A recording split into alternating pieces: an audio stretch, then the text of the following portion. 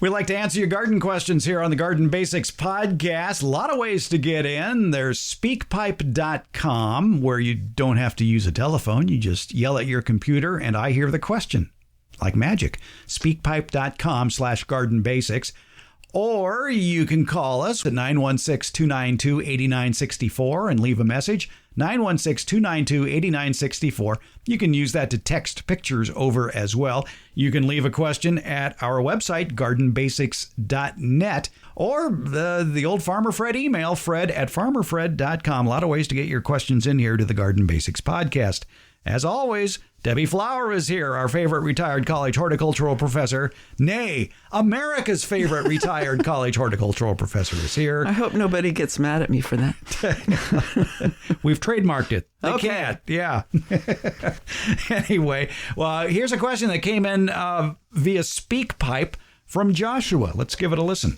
Hello, Farmer Fred and Debbie Flower. I'm very grateful for the podcast and all the knowledge and experiences you guys share, and especially when Debbie's there, the science behind gardening as well.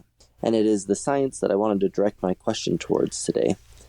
There are these instant compost makers that you can keep in your kitchen, that you put your kitchen scraps in, and it supposedly turns it into instant compost.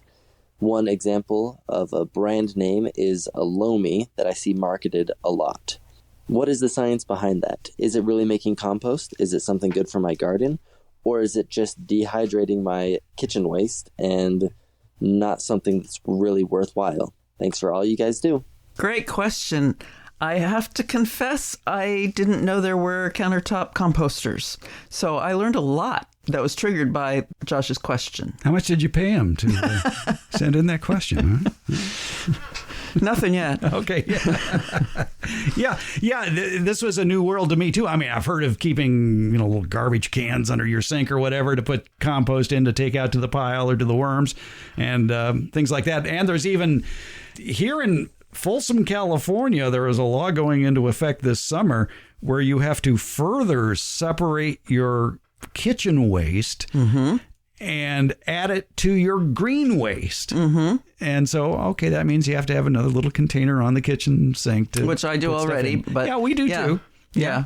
It's not that hard, folks. Right. Well, the important part of that is keeping the container for the worms separate from that container that goes in the green waste, because the green waste kitchen scraps can include oils and meats that you don't want to give to the worms. Okay, then they are doing a fermentation process. What I learned from the research I did about this is that there are basically three ways that compost is created by these countertop machines. And there are places that have ramped that up, that have giant machines that handle lots more stuff, but that these kitchen ones do a similar process. The first one is, as Josh speculated, is that it just dries out what you put in it and grinds it up. And that's what you get, is ground up, dried stuff. So it's using heat and blades. Heat and blades, correct. The second one uses microorganism that typically it's a bacteria that needs a certain environment, and the machine provides the environment. It might be a certain humidity, temperature,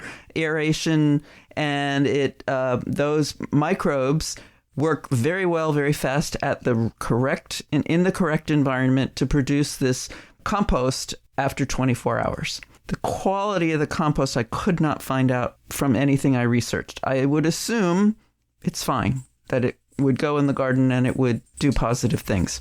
The third is a fermentation process, and fermentation is typically done with a fungus. And that one can take oils and meat products, and you can ferment the food. And some of them fermentation processes take longer than these countertop machines advertise, longer than 24 hours. So I don't know how many of the countertop ones ferment the food.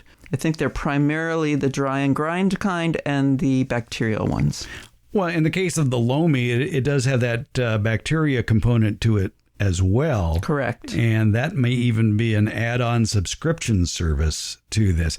And one thing I learned reading about the Lomi and reading the reviews of it is read all the information before you order. Read it very carefully, because there may be some surprises. Like waiting several months before you get your machine. I assume this is a fairly new technology, fairly new product, at least here. Some stuff I read indicated that they've been doing this in Japan for quite a while, but we may be a new market, and that companies go through growing pains when they add a new market to their for their product. So that may be part of the slowness of it.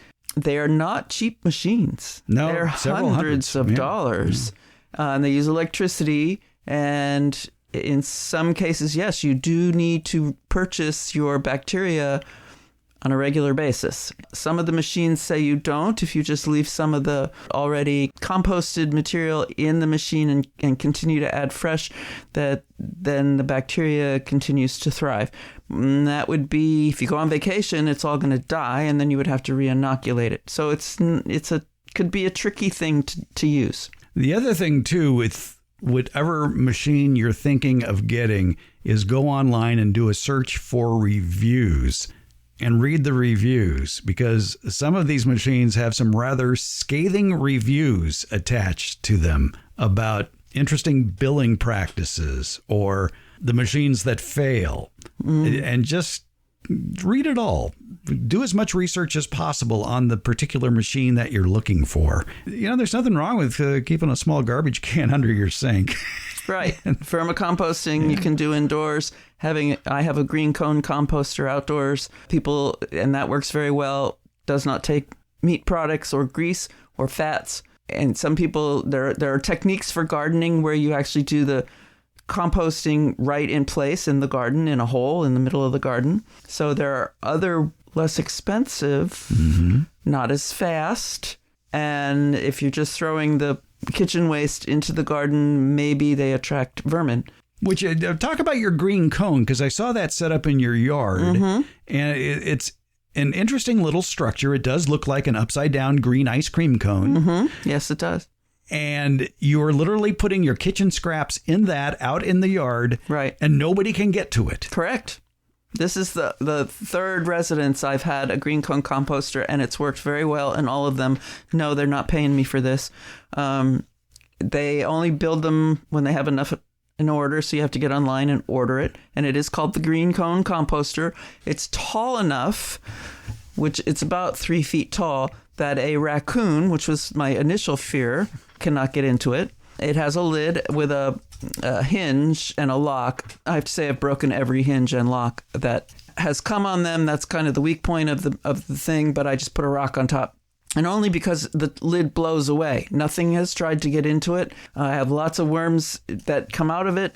One thing people don't like about it is that you don't harvest from it. Everything just disappears because the worms come to it underground. You have buried a fairly large sort of laundry basket underground, and that's where your compost goes, and the worms come to it and drag the stuff away. I had my last one for 15 or more years. Never emptied it till I went to move. That's when I found out that the tea bag was made out of was not biodegradable, at least not by the worms. So I had a lot of empty tea bags in it. So it probably would pay you after the first month or two of filling this is to dig it up and see what's still there. Yeah, it would be very easy. You don't really have to dig it up. You just take the top off and there is your laundry basket full of stuff, and you could see what's in there, whether your tea bags are biodegradable or not.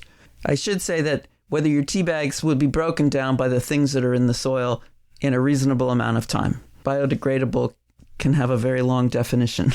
Yeah, I would wonder if you have to move it around your yard. I never did. You could. You're creating a very microbe-rich area right there. Yeah. And how far do the worms travel normally? Good question. Yeah. I can't answer that. I don't know either. But you certainly wouldn't want a backyard full of green cones, but that'd be interesting. New landscaping. Well, yeah. Yeah, there you go. Maybe you could, play croquet against it or something. Yes. Construct a little miniature golf course with it. There are many ways to make compost. I would think that if you say, well, I live in an apartment, it's the only way I can make compost. What are you going to do with the compost? Yeah, good question. For your houseplants? You better have a lot of house plants or you not eat a lot of vegetables, one or the other. Yeah. Yeah, and Fritos are not biodegradable, as far as I know. I have to say that the yard I had this in for 15 or more years backed up to a green belt that had coyotes and foxes and raccoons, and people said mountain lions, and nobody came into my green cone. What about ants? I've never had an ant problem with it either. Huh, okay. Well, it's a pretty amazing thing. Well, we didn't sell any kitchen composters here, but there'll be a run on green cones. Tell them Debbie sent you. Yeah, see if that helps us out. I doubt it, but you never know. Yeah, I'll stick with my worm bin and just mulching away. Right. I am hopeful that this countertop composting system maybe will meld with the worms and composting, and you'll get, I don't know, that it'll get better, and that more people will be able to afford it, and more people will be able to compost in their own kitchen.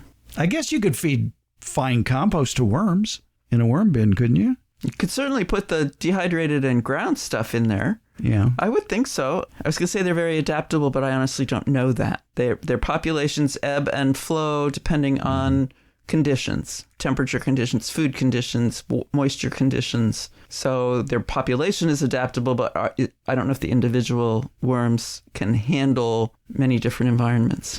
We delved into the weeds in the Beyond Basics, Garden Basics newsletter that came out on Friday, May the 6th. We were talking in depth about compost tea, but there was a lot of good knowledge there just about compost and the pros and cons of creating your compost, not the least of which is the water you use. In this case, we're talking about compost tea, but in any situation that involves compost, if any of these kitchen machines involve adding water to it, if you use municipal water, you better know what's in it, because if there's chlorine or chloramine in it, that could have an adverse effect on bacterial production. Yes, definitely. So they sound like they're potentially persnickety machines.